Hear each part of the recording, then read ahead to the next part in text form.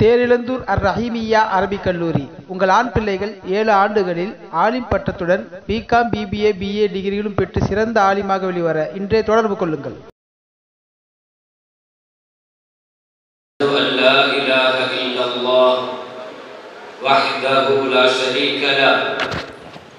جل عن الشبيه والمثيل والكفو والنظير وأشهد أن سيدنا وحبيبنا وقائدنا محمدا صلى الله عليه وسلم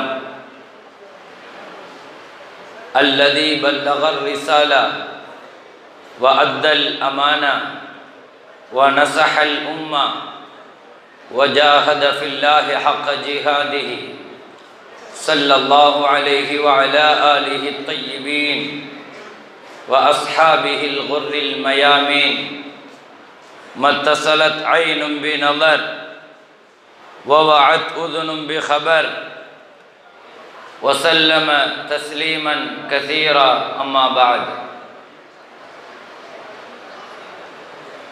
فقد قال الله تعالى في محكم التنزيل والفرقان الحميد: أعوذ بالله من الشيطان الرجيم، بسم الله الرحمن الرحيم. فمكث غير بعيد فقال أحطت بما لم تحط به وجئتك من سبأ بنبأ يقين. صدق الله مولانا العظيم. قال نبينا وحبيبنا وشفيعنا رسول الله صلى الله عليه وسلم: سيكون في آخر أمتي رجال يركبون على مياثر أو كما قال عليه الصلاة والسلام. எல்லா புகழும் அல்லாஹ் ஒருவனுக்கே உரித்தாகட்டுமாக. ஸலாத்தும் சலாமும் ஹாத்தமுல் அம்பியா சையதுல் அத்கியா ஹபீபுனா ஷஃபீஉனா ரசூலுல்லாஹி ஸல்லல்லாஹு அலைஹி வஸல்லம் அவர்களின் மீதும் அவர்களின் அன்பும் ஷஃபாஅத்தும் பாக்கியம் நிறைந்த உம்மத்தார்கள் அனைவர்கள் மீதும் என்றென்றும் உண்டாவட்டுமாக.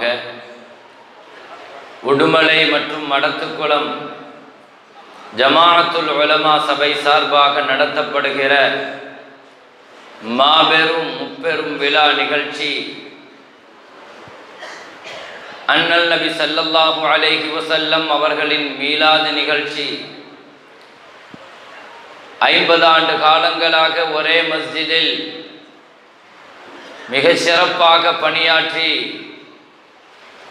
எல்லா மக்களின் அங்கீகாரத்தையும் மக்பூலியத்தையும் பெற்ற மகான் ஹஸரத் கிப்லா அவர்களுக்கு பாராட்டு விழா மற்றும் மலர் வெளியீட்டு விழா நடைபெறுகிற இந்த மாபெரும் மாநாட்டிலே நிகழ்ச்சியிலே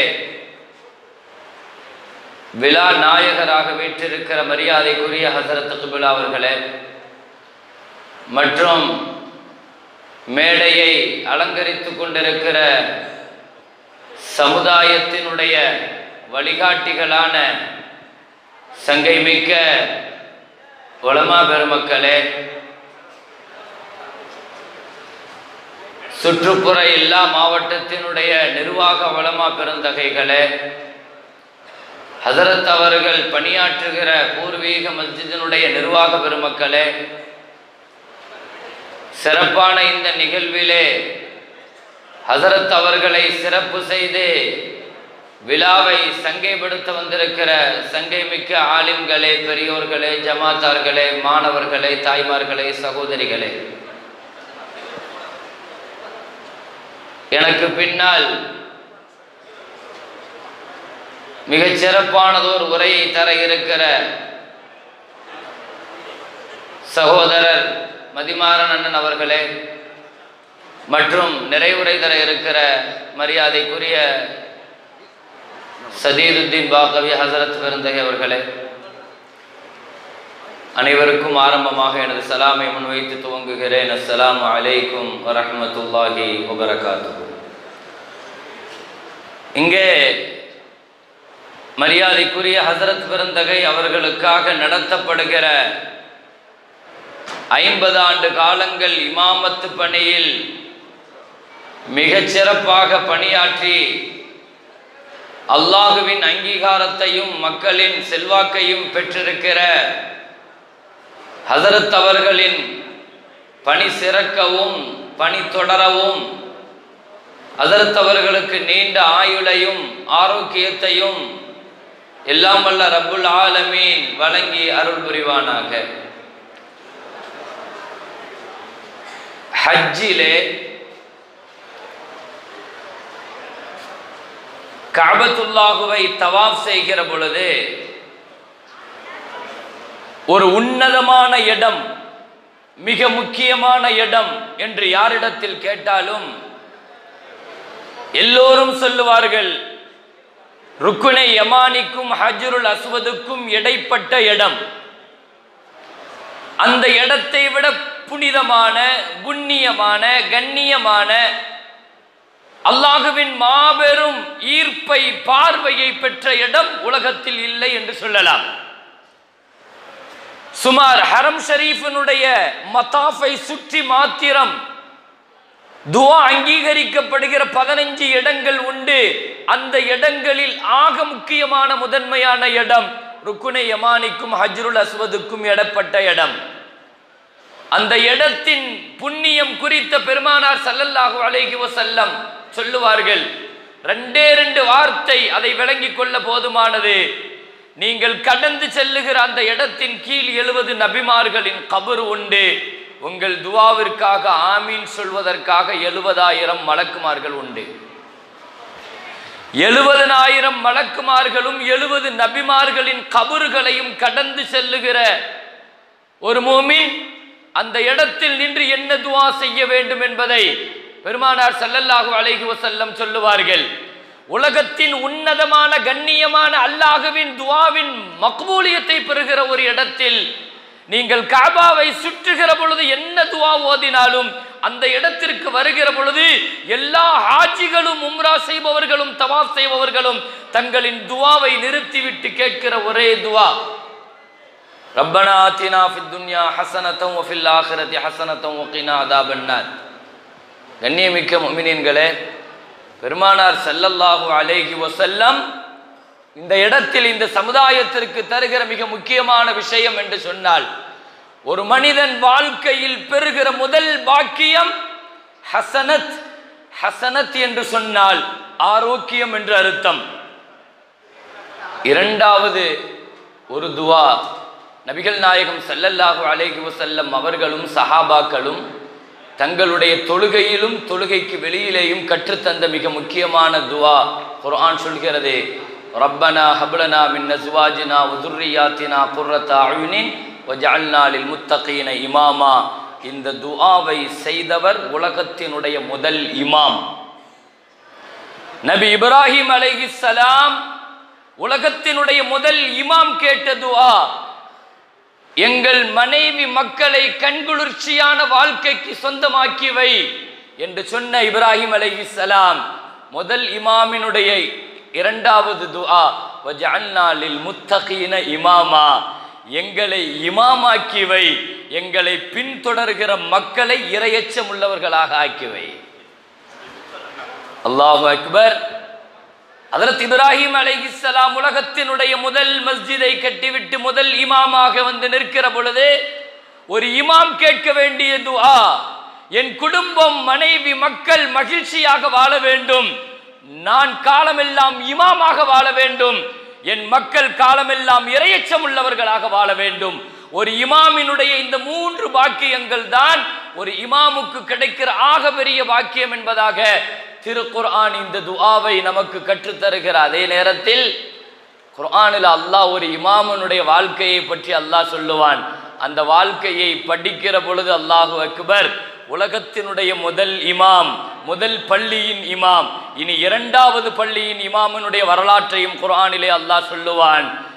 ஹஜ்ரத் இம்ரான் அலைஹிஸ்ஸலாத்து வஸ்ஸலாம், அந்த இம்ரான் என்ற 2ஆம் இமாமினுடைய குடும்பத்தின் பெயரில் அல்லாஹ் ஒரு சூறாவை இறக்கினார், ஆல இம்ரான். ஆல இம்ரான், இம்ரானுடைய குடும்பம். யார் அந்த இம்ரான்? யார் அந்த இம்ரான்? எத்தனை பேர்களுக்கு அந்த இம்ரானுடைய வரலாறு தெரியும் என்று தெரியாது. ஆனால் அந்த இம்ரான் இரண்டாம் மஸ்ஜிதினுடைய இமாம், பைத்துல் முகத்தஸினுடைய நீண்ட கால இமாம். சுமார் 40 ஆண்டுகளுக்கு மேலாக பைத்துல் முகத்தஸினுடைய இமாமாக பணியாற்றிய அந்த இமாமினுடைய குடும்பத்தின் பெயரில் கௌரவிப்பதற்காக அல்லாஹ் ஒரு சூராவின் தலைப்பை அல்லாஹ் இறக்கினான். ஆல இம்ரான், இம்ரானுடைய குடும்பம். அந்த குடும்பத்தை இன்னல்லாஹ் ஹஸ்தஃபா ஆதம வ நூஹன் வ ஆல இப்ராஹீம வ ஆல இம்ரான அலல் ஆலமீன், உலகத்தார்களை விட நான் தேர்ந்தெடுத்திருக்கிறேன் என்று அல்லாஹ் சொன்னான். குர்ஆனினுடைய முதல் பள்ளிவாசலின் இமாமையும் இரண்டாம் பள்ளிவாசலின் இமாமை குறித்தும் குர்ஆன் பேசுகிறது. அந்த இமாமின் மனைவி அல்லாஹ்விடத்தில் கர்ப்ப காலத்தில் ஒரு துஆ கேட்கிறாள். இன்னி நஸர்து லக மா ஃபீ பத்னி முஹர்ரரன், யா அல்லாஹ், என் கர்ப்பத்தில் இருக்கிற பிள்ளையை எனக்கு ஆண் குழந்தையாகத்தா. ஏனென்றால் என் கணவர் மஸ்ஜிதின் இமாமாக இருந்தது போல என் வயிற்றில் உருவாகி என் குழந்தையையும் இன்ஷா அல்லாஹ் நான் இந்த பைத்துல் முகத்தஸிற்கு இமாமாக்கி தர வேண்டும். அல்லாஹு அக்பர். ஒரு இமாமினுடைய வரலாறை குர்ஆன் பேசுகிறது. நீண்ட காலமாக பைத்துல் முகத்தஸில் இமாமாக இருந்த ஒரு இமாமின் வரலாறு இது. உலகத்தில் தீனுடைய வளர்ச்சியின் உரைக்கற்கள் மஸ்ஜிதும் இமாமும் தான். தீனின் பாதுகாவலர்கள், தீனுடைய கோட்டைகள் மஸ்ஜிதும் இமாமும் தான். உலகத்தில் என்றைக்கும் இவர்கள் குறைய மாட்டார்கள், நிறைய செல்வத்தை நோக்கி பயனடைவார்கள். ஒரு மஸ்ஜிதின் இழப்பில் 1,00,000 மஸ்ஜிதை அல்லாஹ் தருவான் என்பதில் ஒரு முஃமினுக்கு தெளிந்த சிந்தனையும் நம்பிக்கையும் உண்டு. இமாமின் மீதும் மஸ்ஜிதின் மீதும் ஏன் இத்தனை பெரிய நெருக்கடிகள் தரப்படுகிறது? ஏனென்றால் இந்த தீனை தாங்கி நிற்கிற கோட்டைகள் இந்த ரெண்டும் தான். ஒரு பெரிய ஆச்சரியம், இன்றைக்கு ஒரு பெரிய பாபர் மஸ்ஜிதை நாம் இழந்து நிற்கிறோம். இங்கே நமக்கு தீர்ப்பு கிடைத்திருக்கிறது, நீதி கிடைக்கவில்லை. ஆனாலும் பள்ளிவாசல்களும் பள்ளியில் தாங்கி நிற்கிற இமாமும் இந்த உம்மத்தின் அல்லாஹ்வின் பார்வையில் எவ்வளவு கண்ணியமானவர்கள் என்பதை நீங்கள் விளங்குவதற்காக சொல்கிறேன். 2019 துபையினுடைய ஒரு நிறுவனம் எடுத்த உலகத்தினுடைய மஸ்ஜிதுகளின் கணக்கெடுப்பு தரவரிசை சர்வே, அதை நீங்கள் பார்த்தால் மிகுந்த ஆச்சரியப்படுவீர்கள். மஸ்ஜிதுகள் உலகம் முழுக்க நெருக்கடிக்குள் ஆக்கப்படுகிறது. ஆனாலும் ஒரு உண்மை, இஸ்லாத்திற்கு ஒரு வியாக்கியானம் உண்டு, இந்த தீனுக்கு ஒரு சுபாவம் உண்டு. அது எங்கே தாக்கப்படுகிறதோ அங்கிருந்து அது வளர ஆரம்பிக்கும். இது இஸ்லாத்தின் சுபாவம். யுரீதூன லியுத்ஃபிஉ நூரல்லாஹ், அல்லாஹ்வின் ஒளியை அவர்கள் அணைக்க பார்க்கிறார்கள். வல்லாஹு முத்திம்மு நூரி, அந்த ஒளியை அல்லாஹ் ஒளியேற்றிக் கொண்டே இருப்பான் என்று குர்ஆன் சொல்கிறது. 2019 சமீபத்தில் உலகத்தினுடைய மஸ்ஜிதுகள் ஒரு பெரிய கணக்கெடுப்பு. எத்தனை பள்ளிவாசல்கள் தெரியுமா? இந்த சபையை விட இதை பேசுவதற்கு பொருத்தமான வேறு சபை எனக்கு தெரியவில்லை. ஏனென்றால் ஒரு மஸ்ஜிதினுடைய ஆதாரமாக இமாம், அந்த இமாமின் 50 ஆண்டு காலங்கள். நான் ஒரு ஹதீஸில் பார்த்த ஞாபகம், பெருமானார் ஸல்லல்லாஹு அலைஹி வஸல்லம் சொன்னார்கள், மன் அம்ம சபஅ ஸினீன், ஒரு 7 வருஷம் இமாமத்தில் நின்று பாருங்கள், சொர்க்கம் உங்களுக்கு வாஜிப் என்று சொன்னார்கள் ஸல்லல்லாஹு அலைஹி வஸல்லம். ஒரே இடத்தில் தாயும் காயுமாக நிரந்தரமாக ஒரு 7 வருஷம் இமாமத்து செய்ய வேண்டும், 12 வருஷம் முஅஸ்ஸினாக இருக்க வேண்டும். இந்த 2 ஹதீஸை பார்த்த பொழுது நான் ரொம்ப ஆச்சரியப்பட்டேன். ஸல்லல்லாஹு அலைஹி வஸல்லம் சொர்க்கம் வாஜிப் என்று தூக்கி கொடுக்கிறார்கள் என்று சொன்னால் அதன் பின்னணியில் இருக்கிற சோதனைகளும் வலிகளும் வேதனைகளும் எவ்வளவுங்கிறத சமுதாயம் உணருதோ இல்லையோ, நிச்சயமாக உலமாக்கள் நாங்கள் உணர்ந்திருக்கிறோம் என்பதை ஒவ்வொரு உலமாக்களும் அதை உணர்வார்கள். 7 ஆண்டு காலம் இமாமத்திற்கும் 12 வருடம் முஅத்தினுக்கும் நியமித்த பெருமானார் ஸல்லல்லாஹு அலைஹி வஸல்லம் இந்த உம்மத்தின் இமாமாக ஒரு மெஹராபில், ஒரு மெம்பரில், ஒரு முசல்லால யார் நிற்க வேண்டும் என்பதை தீர்மானிக்கிறார்கள் பெருமானார் ஸல்லல்லாஹு அலைஹி வஸல்லம். அல்லாஹுவின் தீர்மானம் அது. தங்கள் வாழ்நாளின் கடைசியில் வியாழக்கிழமை வரை இமாமத்து பணி செய்கிறார்கள் பெருமானார் ஸல்லல்லாஹு அலைஹி வஸல்லம். வாழ்நாள் முழுக்க இமாமத்து பணியில் இருந்த பெருமானார் ஸல்லல்லாஹு அலைஹி வஸல்லம் வஃபாத் ஆகிற திங்கட்கிழமைக்கு முன்னால் வியாழக்கிழமை மக்ரிபு வரை இமாமத்து பணியில் தொடர்கிறார்கள். ஆனால் தலைவலி ஆரம்பிக்கிறது எத்தனை நாட்களுக்கு முன்னால்? 20 நாட்களுக்கு முன்னால் தலைவலி காய்ச்சலாக, காய்ச்சல் கடும் குளிராக, கடும் நடுக்கமாக, மயக்கமாக, எழுந்திருக்க முடியாத அளவுக்கு, நடக்க முடியாத அளவுக்கு, கால்கள் பூமியில் தாங்கி நிற்க முடியாத அளவுக்கு இருந்தாலும் கூட கடைசி நாட்கள் வரை சுமார் ஒரு 15 வக்து மாத்திரம்தான் பெருமானார் ஸல்லல்லாஹு அலைஹி வஸல்லத்தினுடைய வாழ்க்கையிலிருந்து இமாமத் விடுபடுகிறது. வியாழக்கிழமை மக்ரிபிற்கு வந்து தொழுகை நடத்துகிறார்கள். சூரத்துல் முர்சலாத்தை ஓதுகிறார்கள். ஓதி முடித்து விட்டு சென்ற பெருமானார் ஸல்லல்லாஹு அலைஹி வஸல்லம் இஷாவுடைய நேரமானது. சஹாபிகள் பள்ளிவாசலில் பெருமானார் ஸல்லல்லாஹு அலைஹி வஸல்லம் அவர்கள் வீட்டையும் முசல்லாவையும் திரும்பி திரும்பி பார்த்து கொண்டிருக்கிறார்கள். வந்து விடுவார்கள் என்று நபியிடத்திலிருந்து பதில் இல்லை.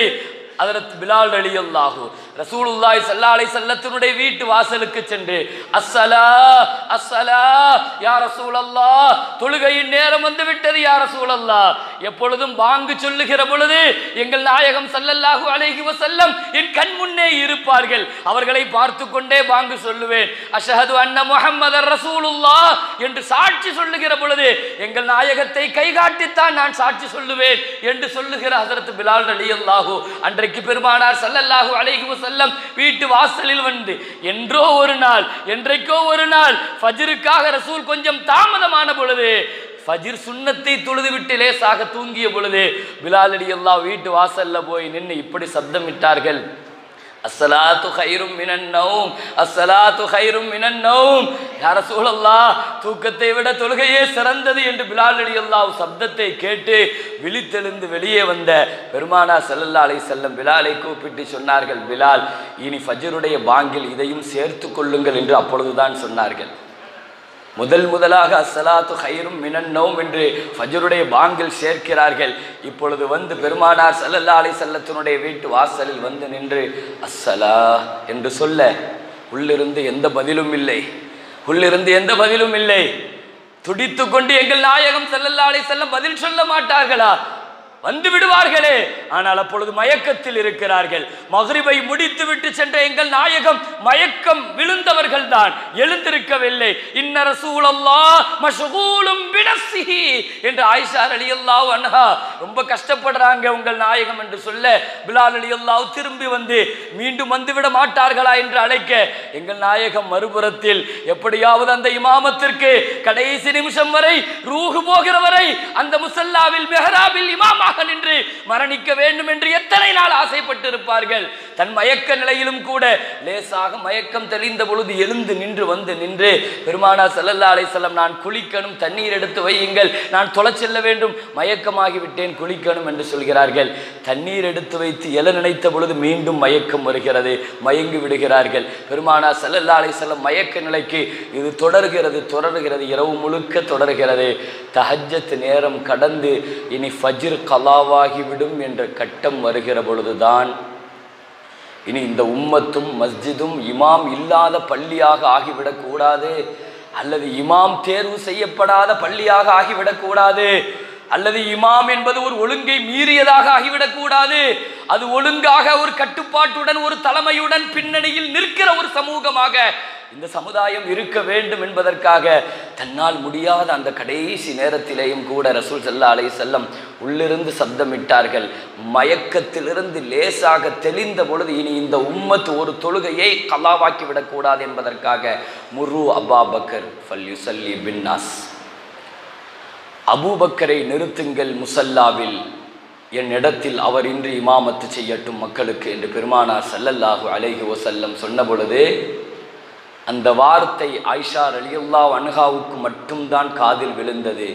ஆயிஷா ரலியல்லாஹு அன்ஹா பிலாலிடத்தில் சொன்னார்களாம், உமரை நிறுத்த சொல்லுங்கள் இமாமத்தில், ஏனென்றால் என் தந்தை குர்ஆனுக்காக தக்பீர் கட்டி குர்ஆனில் தொழுகையில் ஓதுனாலே ஒரு ஆயத்தை கூட ஓதுறதுக்கு பல தடவை அழுதுருவாங்க. அவ்வளவு பலகீனமான என் தந்தை, சமுதாயத்தினுடைய இமாமத்தும் அந்த இமாமத்தின் வழியாக சமுதாயத்தின் அரசும் அவர்களிடத்தில் ஒப்படைக்கப்படுகிறது என்பதை நான் உணர்வேன் என்று விளங்கி கொண்ட ஆயிஷா ரலியல்லாஹு அன்ஹா மெதுவாக ஹஃப்ஸா உமர் ரலியல்லாஹுடைய மகள்கிட்ட போய் சொல்லி, உங்கள் வாப்பாவை போய் இமாமத்து செய்ய சொல்லுன்னு சொல்ல, உமர் ரலியல்லாஹு போய் முசல்லால நின்று தக்பீர் கட்டி அல்லாஹு அக்பர்னு தக்பீர் கட்ட பெருமானார் ஸல்லல்லாஹு அலைஹி வஸல்லம் மயக்க நிலையில் இருக்கிறார்கள். துடித்தெழுந்து சொன்னார்கள், யார்? குரலை பார்த்தால் உமரின் சப்தம் கேட்கிறது. நிச்சயமாக அல்லாஹ் ஏற்றுக்கொள்ள மாட்டான். அந்த முசல்லாவில் இமாமாக நிற்பதற்கு நான் தேர்வு செய்த அபூபக்கர் தான் தகுதி. தக்பீர் அவிழ்க்கு சொல்லுங்க, உமரை பின்னால போக சொல்லுங்க. ஸல்லல்லாஹு அலைஹி வஸல்லம் உமர் போய் நின்று தக்பீர் கட்டிட்டாங்க. எல்லா சஹாபிகளும் தக்பீர் கட்டிட்டாங்க. தக்பீர் கட்டியதற்கு பின்னால உமருடைய இமாமத்தை ரிஜெக்ட் பண்றாங்க ஸல்லல்லாஹு அலைஹி வஸல்லம். அந்த இடத்துல இமாமத்துக்கு நிற்கிறதுக்கு நான் யாரை தேர்வு செய்யறேன்? இமாமத்துங்கிறது சாதாரணமா போச்சா உங்களுக்கு? இமாமுங்கிறவர் சாதாரணமா போய்விட்டார்களா? யார் இந்த காரியத்தை செய்தது? ஐஷா ரலியல்லாஹுவை கூப்பிட்டு, ஹப்ஸா ரலியல்லாஹு அன்ஹாவை கூப்பிட்டு சொன்னார்கள், நீங்கள் எல்லாம் என் சகோதரர் யூசுஃபுக்கு தப்பான ஆலோசனை சொன்ன கூட்டங்கள் தானே. நீங்கள் எல்லாம் எனக்கு கடைசி நேரத்தில் இப்படி நீங்கள் எனக்கு நெருக்கடி கொடுக்க பார்க்கிறீங்களா? என் உம்மத்தை சீர்குலைக்க பார்க்கிறீங்களா? அபூபக்கர் தான் இமாமத்தில். அல்லாஹு அக்பர். தன் வாழ்நாளின் கடைசி வரை எங்கள் நாயகம் ஸல்லல்லாஹு அலைஹி வஸல்லம் முடிஞ்சவரை 15 வக்து வரை அல்லாஹு அக்பர் இந்த உம்மத்தை பெருமானார் ஸல்லல்லாஹு அலைஹி வஸல்லம் இமாமத்தோடு வழிநடத்தினார்கள். கடைசி 15 வக்து போக முடியலை. திங்கட்கிழமை காலையில் கூட அல்லாஹு அக்பர் திரையை திறந்து விட்டு பெருமானார் ஸல்லல்லாஹு அலைஹி வஸல்லம் அந்த கூட்டத்தை பார்க்கிறார்கள். புகாரி ஷரீஃபில் 6 இடத்துல இந்த ஹதீஸ் வருது. ஸல்லல்லாஹு அலைஹி வஸல்லம் அவர்களை பார்க்க அனஸ் ரலியல்லாஹு சொன்னாங்க, நாங்களும் தொழுகையில் நின்று கொண்டு எங்கள் நாயகத்தை பார்க்கிறோம். குன்னா நஃப்தத்தின் பி ஃபரஹி ருஹியத்தின் நபி ஸல்லல்லாஹு அலைஹி வஸல்லம். தொழுகையில் நின்று நாங்கள் ரசூலை பார்க்கிறோம், எங்கள் ரசூல் எங்களை பார்க்கிறார்கள். எங்களுக்கு தெரியாது, நாங்கள் ரசூலை பார்ப்பது கடைசி பார்வை இதுதான் என்று எங்களுக்கு தெரியாது. அத்துடன் திரை மூடப்பட்டுச்சு.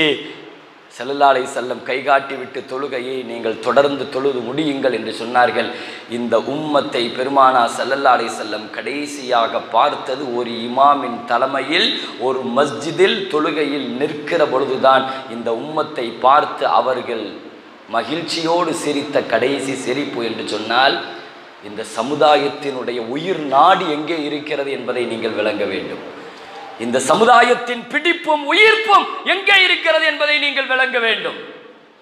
உலகத்தில் மஸ்ஜிதுகளும் இமாம்களும் அவ்வளவு சாமானியப்பட்டவர்கள் அல்ல. உங்களுக்கு தெரிகிறதோ இல்லையோ, இந்த சமுதாயம் உணர்கிறதோ இல்லையோ, வழிநடத்துகிறதோ இல்லையோ, உயர்வுபடுத்துகிறதோ இல்லையோ, அனைத்தையும் தாண்டி இந்த சமுதாயத்தில் இமாம்களான உலமாக்கள் தங்களுக்கான சேவையை புரிந்து கொண்டு மஸ்ஜிதுகள் உலகத்தில் இமாம்களை தாங்கி பிடித்து நிற்கிறது.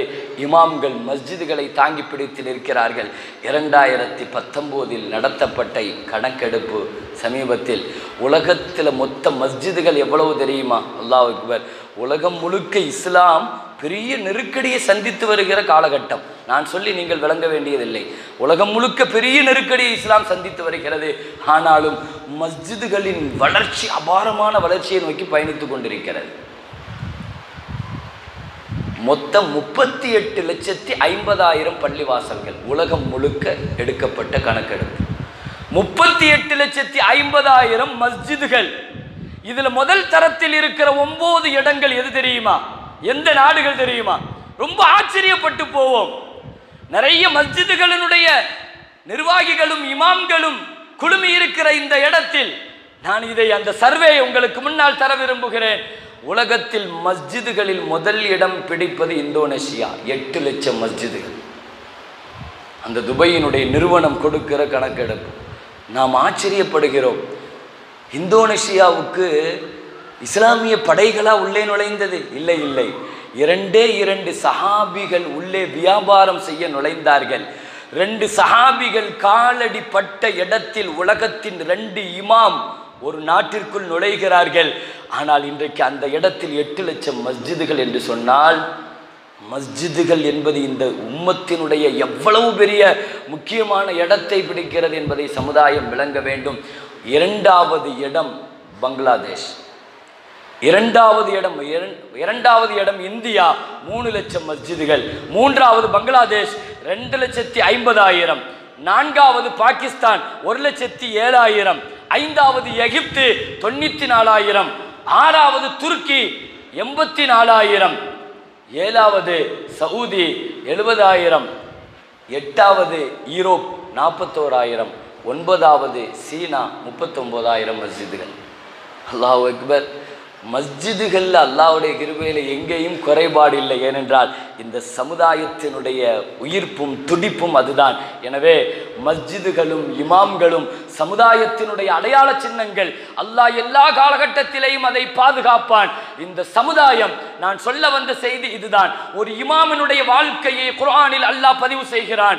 இம்ரான் அவர்களுடைய மனைவி, எனக்கு பிறந்தால் என் பிள்ளையை பைத்துல் முகத்தஸிற்கு இமாமாக்கி தருவேன் என்று சொல்லுகிற அந்த தாய்க்கு பிறந்தது ஆண் குழந்தை அல்ல, பெண் குழந்தை. ஆசையோடு ஒரு பள்ளிக்கு இமாமா கொடுக்கணும்னு ஆசைப்பட்ட அந்த தாய்க்கு கிடைத்தது பெண் குழந்தை. அல்லாஹ் அக்பர். குழந்தை பிறந்தவுடன் அவங்க என்ன சொன்னாங்க தெரியுமா? சொன்னாங்க, ஒலைஸ ذكரு கல் உன்சா. என்னதான் நான் கேட்ட ஆண் குழந்தை கிடைத்தாலும் ரப்பே நீ இப்ப தந்திருக்கிற பெண் குழந்தை மாதிரி வருமா அப்படின்னு கேட்கிறாங்க. எப்படி கேட்கணும்?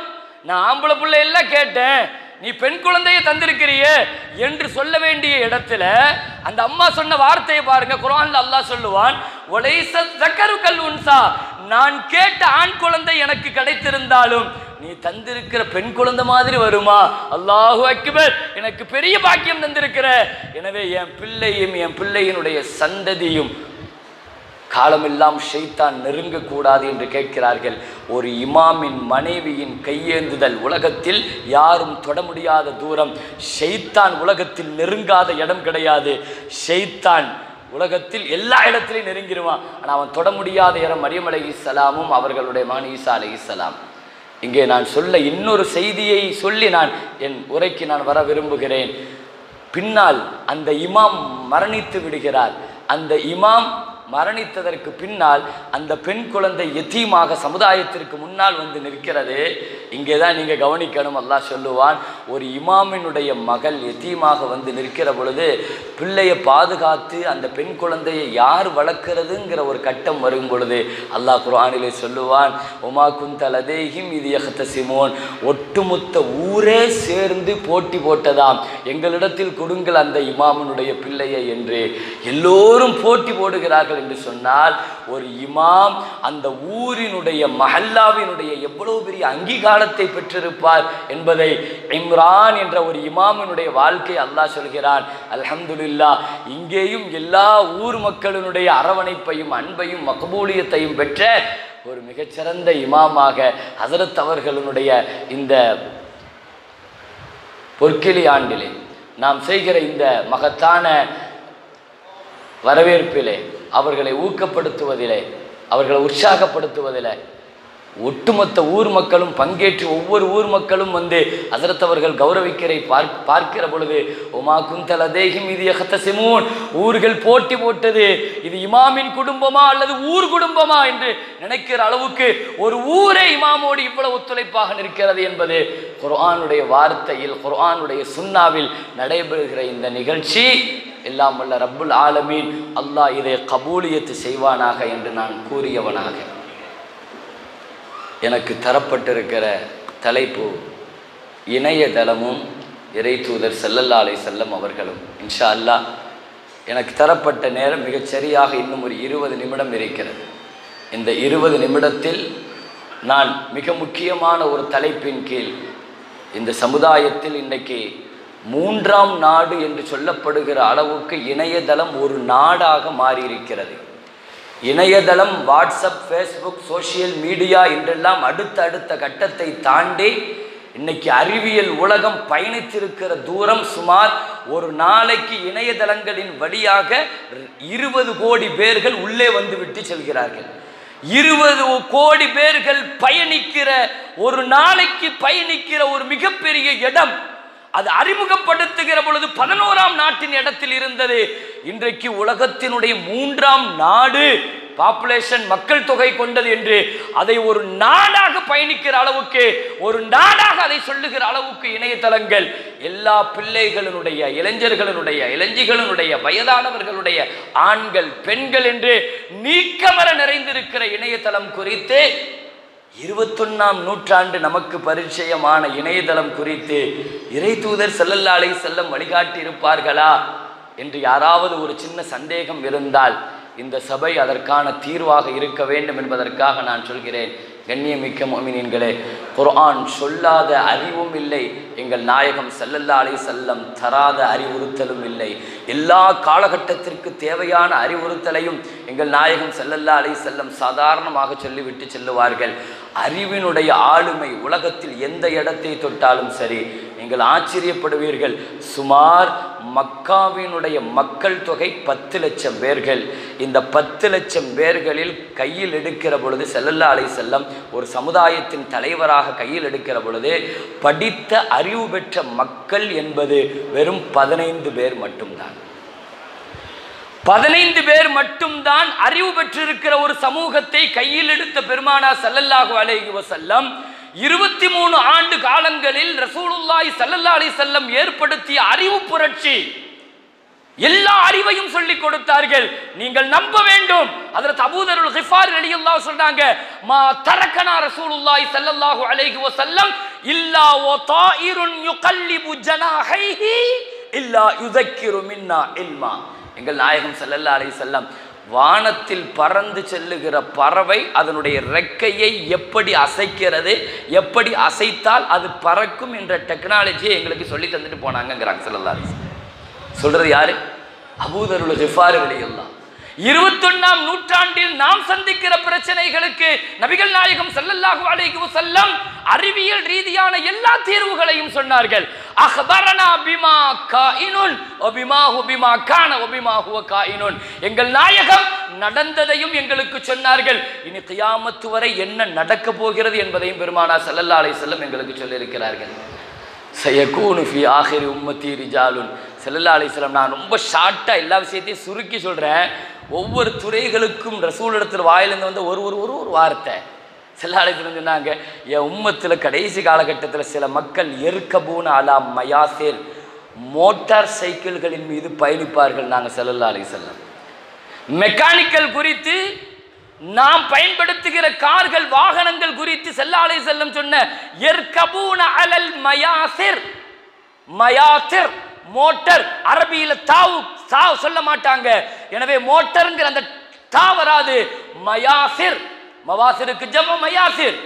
பெருமானார் ஸல்லல்லாஹு அலைஹி வஸல்லம் மோட்டர்கள் மீது பயணிக்கிற ஒரு கூட்டம் பின்னால் வருவார்கள் என்று மெக்கானிக்கல் துறையை பெருமானார் ஸல்லல்லாஹு அலைஹி வஸல்லம் திறந்து வைக்கிறார்கள். பறவையின் அறிவை குறித்து வானவியலை திறந்து வைக்கிறார்கள். தவாசலல் அத்பாக்கு, இன்டர்நெட் எந்த உயரத்தில் போய் தொடும் என்பதை, தொழில்நுட்பம் தொலை தொடர்பு எந்த இடத்தை போய் தொடுங்கிறத ஸல்லல்லாஹு அலைஹி வஸல்லம் ஒரே வார்த்தையை சொன்னாங்க, தவாசலல் அத்பாக். சஹாபிகளை பார்த்து சொன்னாங்க, கியாமத்தில் உங்களுக்கு வாய்ப்பு இருந்தால் பாருங்கள், தட்டுகளை போன்று இருக்கிற ஒரு பொருள் இன்னொரு தட்டோடு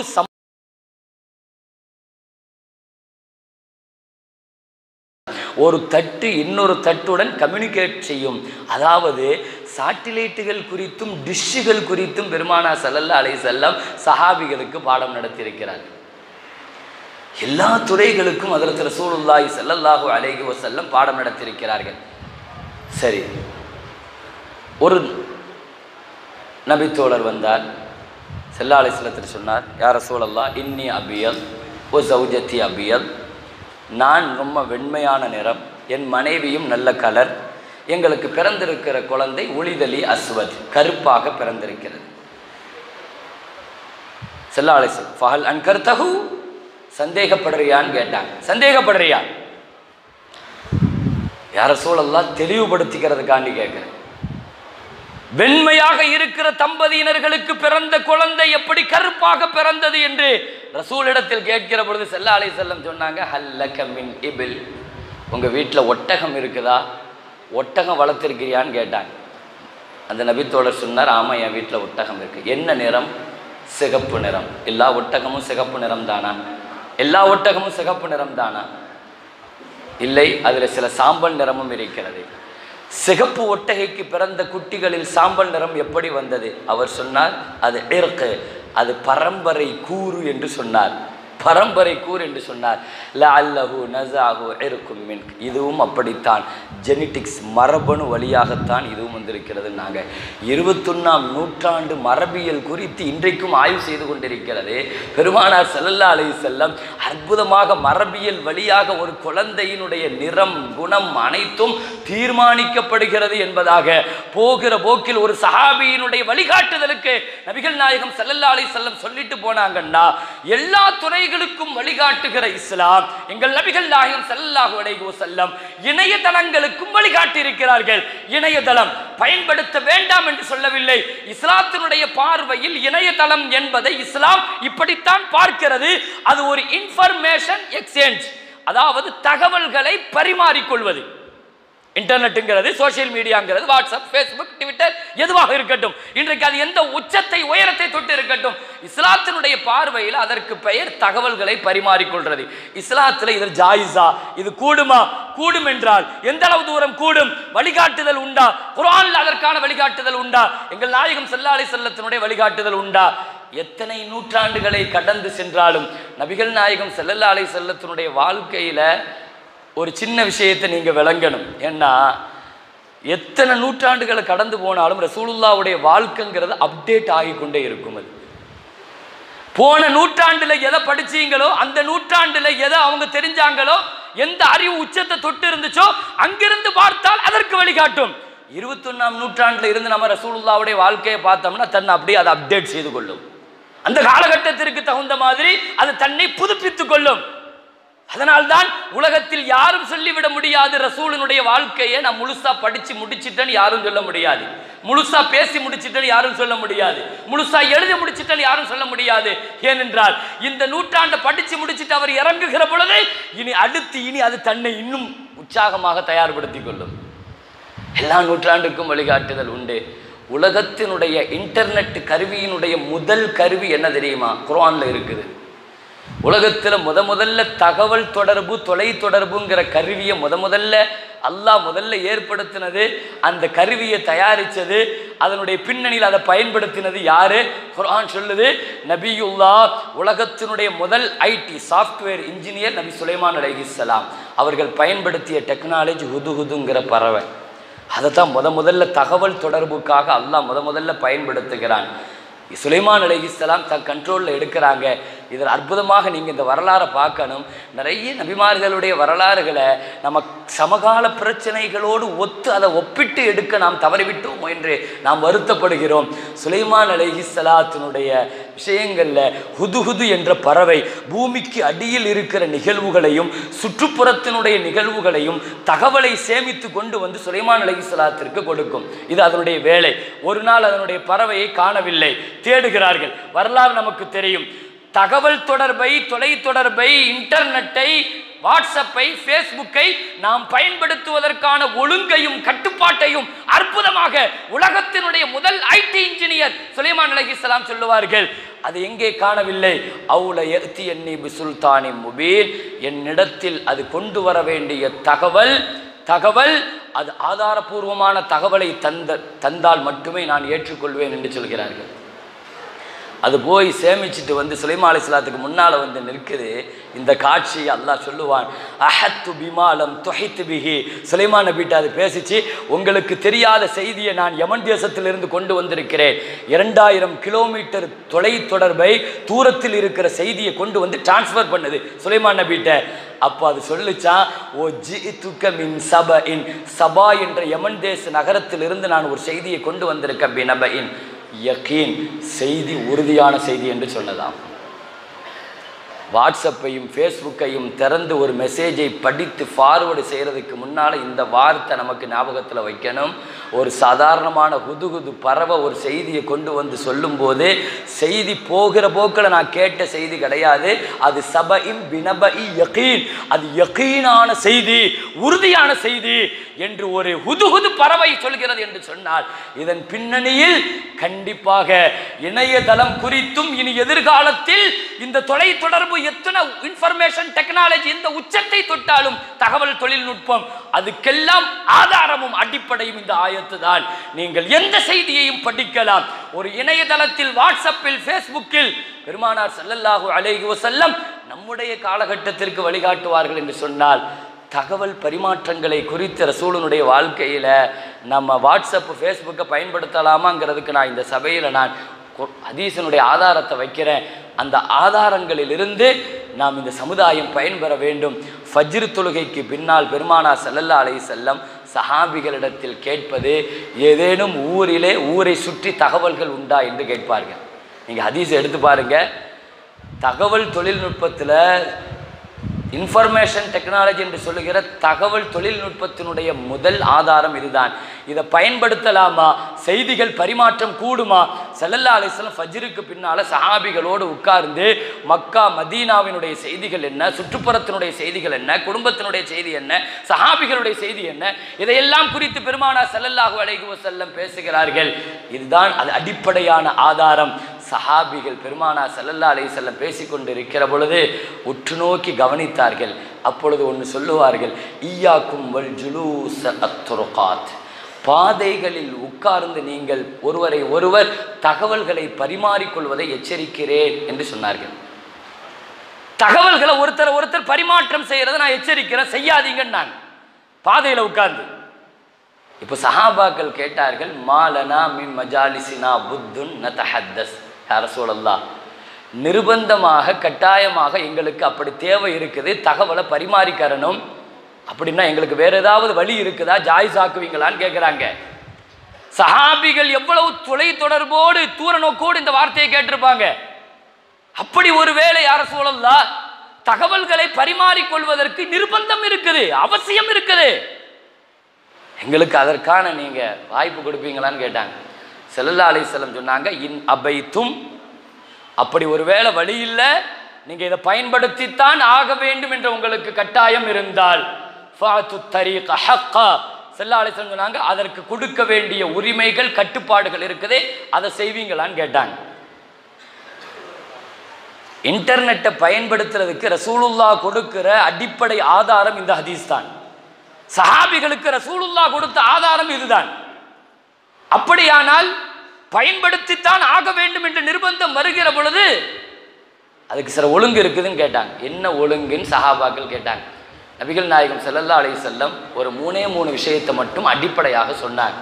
ஒன்று, முதல் விஷயம் சொன்னாங்க, கல்லுல் பசர், பார்வையை தாழ்த்தணும். நாங்கள் பார்வையை ஹராமானதை பார்க்கக்கூடாது. வெளிப்படையில் பார்க்கறது எதெல்லாம் ஹராமோ ஸ்கிரீன் வழியாகவும் பார்க்கறது ஹராம். ஸ்கிரீன் வழியாக ஒரு பெண்ணை, மஹரம் இல்லாத ஒரு பெண்ணை பார்க்கறது ஹராம் தான். நிர்பந்தமாக வருகிற பொழுது பார்வையை பாதுகாக்கிறது சாமானிய விஷயம் கிடையாது. ஒரு சஹாபி, சாலபாங்கிற சஹாபி கடந்து செல்லுகிற பொழுது தன் பக்கத்து வீட்டில் இருக்கிற ஒரு பெண் குளித்து விட்டு தன் தலையை காய வைக்கிற காட்சியை லேசாக பார்த்தார். பார்த்து விட்டு குனிந்து விட்டார். இன்னொரு தடவை பார்க்கலாம் என்று பார்த்த பொழுது அந்த ஹராமான பார்வை அவருக்கு மிகப்பெரிய பயத்தை உண்டாக்கி, பயந்து அழுது சாப்பிடாம கடைசியில உயிரையே விட்டுட்டார். ஒரு ஹராமான பார்வைக்காக சாலபாங்கிற சஹாபி உயிரையே விட்டுட்டார். கல்லுல் பசர், ஸ்கிரீனை திறக்கிறப்ப முதல்ல ரசூலுல்லாஹ் சொன்னது பார்வையை பாதுகாக்கணும். இதை நீங்க செய்வீங்களா? ஒரு சபையில, பொது இடத்துல மக்களோடு தகவல்களை நீங்கள் பரிமாறிக்கொள்கிற பொழுது அதற்கான உசூல், ரூல்கள் இதுதான், நீங்க பாதுகாக்கணும். நான் சுருக்கமாக ஒவ்வொன்றுக்குள்ளே போக விரும்பல. இரண்டாவது சொன்னாங்க, கஃபுல் அதா, அடுத்தவனுக்கு கஷ்டம் கொடுக்காம இருக்கணும். செய்வியான்னு கேட்டாங்க. ஒரு தகவல் வருது, அடுத்தவன் சம்பந்தப்பட்ட விஷயம். முதல்ல ஒரு ஃபேஸ்புக்கில், வாட்ஸ்அப்பில் அக்கௌண்ட் ஓப்பன் பண்ணும்போது முதல்ல அதுக்கு நியத்து முக்கியம். என்ன நியத்துக்காக நீங்கள் ஓப்பன் பண்ணுறீங்க? என்ன காரணத்திற்கா? இதனுடைய நோக்கம் என்ன? எத்தனை பேர்கள் அதை செய்கிறோம்? இன்னைக்கு மார்க்கம் என்ற பெயரில் ஒரு பெரிய அனாச்சாரம் ஃபேஸ்புக்கின் வழியாக ஹதீஸுங்கிற பேரில் அவமதிக்கிற மாதிரி அனுப்பிக்கிட்டே இருக்கிறாங்க. இவரும் பார்க்கறதே இல்லை. அவரை குற்றவாளியாக ஆக்குறது யார் தவறு? இவர் அனுப்பிக்கிட்டே இருப்பார். 1க்கு 10 தடவை திரும்ப திரும்ப அந்த ஹதீஸ் வந்துகிட்டே இருக்கும். இவரும் அதை அப்படியே கீழே அப்படியே தள்ளி விடுவார். இதை ஹதீஸை உதாசீனப்படுத்தினதாக ஆகாதா? அவர் ஹதீஸை படிக்க மாட்டார். கண்டிப்பா அனுப்புறவருக்கும் தெரியும் படிக்க மாட்டாருன்னு. இத்தனை செய்திகள் வரும்பொழுது ஃபேஸ்புக்கின் வழியாக ஒரு ஹதீஸை உதாசீனப்படுத்துறத சாதாரணமாக நாம செஞ்சோம். லேசாக அவர் தட்டி விடுகிறார். அந்த ஹதீஸை படிக்கிறது இல்லை. இப்னு மஸ்ஊத் ரலியல்லாஹு சொல்லுவாங்க, மார்க்கமுன்னா கூட எங்கள் நாயகம் ஸல்லல்லாஹு அலைஹி வஸல்லம் மார்க்கத்தில் சொல்றது கூட சடைவு வந்துடக்கூடாதுங்கிறதுக்காக ஒரே எல்லாம் பயான் சொல்ல மாட்டாங்கங்கிறாங்க. மார்க்கங்கிற பெயரில் நிறைய கட்டுரைகளை நிறைய விஷயங்களை வாட்ஸ்அப் ஃபேஸ்புக்கின் வழியாக கொடுத்து இவரும் படிக்காமல் ஒரு ஹதீஸை உதாசீனப்படுத்திய ஒரு குற்றத்திற்கு இவரை கொண்டு வந்து நிறுத்துகிறார். கஃபுல்லாதா நோயினைப்படுத்த வேண்டாம். வீட்டுக்கு போனா கூட கதவை தட்டிட்டா ஒரு தடவை அனுமதி, 2வது தடவை அனுமதி வருவதற்கு பெருமானார் ஸல்லல்லாஹு அலைஹி வஸல்லம் ரசூலுடைய ஹதீஸிலிருந்து சஹாபாக்கள் இஸ்திம்பாத் எடுத்து சொல்லுவார்கள். ஒரு தடவை கதவை தட்டிட்டு 4 ரக்காத்து தொழுகிற அளவுக்கு கேப் விட்டு தான் அடுத்து தட்டுவாங்க ஸல்லல்லாஹு அலைஹி வஸல்லம். இதுதான் இன்னைக்குமான செல்ஃபோனுடைய ரூல். செல்ஃபோனுடைய ரூல்ஸ் அதுதான். ஒரு தடவை அவர் மிஸ்கால் கொடுத்துட்டேன்னு சொல்லி சொன்னால் ஃபோன் போட்டார், எடுக்கலை, அடுத்து இவர் தாமதப்படுத்தணும், இந்த கேப்பை பயன்படுத்தணும். இவர் ஒரு யதார்த்தமாக பாத்ரூமுக்கு போயிட்டு வந்து பார்க்கறதுக்குள்ள 30 மிஸ்கால் இருக்கும். என்னன்னு கேட்டால், இல்லை சும்மா தான் உங்களை கூப்பிட்டேன் அப்படிம்பார். நபிகள் நாயகம் ஸல்லல்லாஹு அலைஹி வஸல்லம் இன்னைக்கு ஒவ்வொன்றையும் அளக்கிறதுக்கு ஒரு எக்யூப்மெண்ட் இருக்குது, ஒரு கருவி இருக்குது. சுகரை செக் பண்ணுறதுக்கு கருவி இருக்குது, ப்ரெஷர் செக் பண்ணுறதுக்கு கருவி இருக்குது, ஹார்ட் பீட்டுக்கு கருவி இருக்குது. நம்முடைய தக்வாவை, இறையச்சத்தை செக் பண்ணுற கருவி வேறு ஒன்றுமே இல்லை, நம்ம கையில் இருக்கிற ஃபோனை தான். அந்த ஃபோனை பார்த்துட்டா தெரிஞ்சுப்போம் ஒவ்வொருவருடைய தக்வா எப்படி இருக்குதுங்கிறது. நம்முடைய இறையச்சத்தை, ஈமானை அளவுகோல் இடுகிற இன்னைக்கு அந்த தக்வாவினுடைய எல்லா கருவிகளுக்கும் ஸ்க்ரீனில் அடப்பு போடப்பட்டிருக்கிறது, பேட்டர்ன் போடப்பட்டிருக்கிறது, பாஸ்வேர்டு போடப்பட்டிருக்கிறது. ஏனென்றால் உள்ளுக்குள்ள அவ்வளவு விஷயங்கள் இருக்கிறது. இறையச்சம் அல்லாஹு அக்பர். அல்லாஹ்வுக்கும் நமக்கும் மட்டுமே பரிச்சயமான விஷயம். ஒரு செய்தியை பாஸ் பண்றதுக்கு முன்னால கவனிக்கணும். இந்த செய்தி, அதனுடைய தராதரம், அதனுடைய நிலை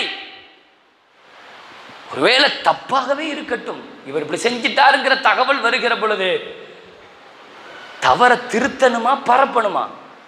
எந்த இடத்துல தவறை பரப்ப சொல்லி இருக்கிறது? தவறுகளை ஃபார்வர்டு செய்யறதுக்கு, பரப்புவதற்கு மார்க்கத்தில் எந்த இடத்துல அனுமதி இல்லை. ஸல்லல்லாஹு அலைஹி வஸல்லம் அது கொடுக்கல. லஹா கஸபத் வலைஹா மக்தஸபத். அவன் செஞ்ச தப்புக்கு அவர் பதில் சொல்லுவார். உனக்கு என்ன பிரச்சனை? நீ செஞ்சதுக்கு நீ பதில் சொல்லி ஆகணும். அல்லாஹ் சொன்னான், ஒரு செய்தி தப்பாவே வந்தாலும் உனக்கு தெரியுதோ இல்லையோ நீ என்ன சொல்லணும்னா, ஹாதா புஹ்தானுன் அலீம், இது பெரிய இட்டுக்கட்டுதல், மா நத்தகல்லம பிஹாதா, இதை பற்றி நம்ம பேசவே கூடாதுன்னு ஒன்று நீ அதை அழிக்கணும். இல்லைன்னா உனக்கு யார் அனுப்பினாரோ அவருக்கு ஃபோன் போட்டு என்னுடைய ஆதாரம் என்னன்னு கேட்கணும். எத்தனை விஷயங்களை நம்ம அப்படி கேட்குறோம். ஒரே ஒரு செய்தியுடன் நான் நிறைவுபடுத்துகிறேன்.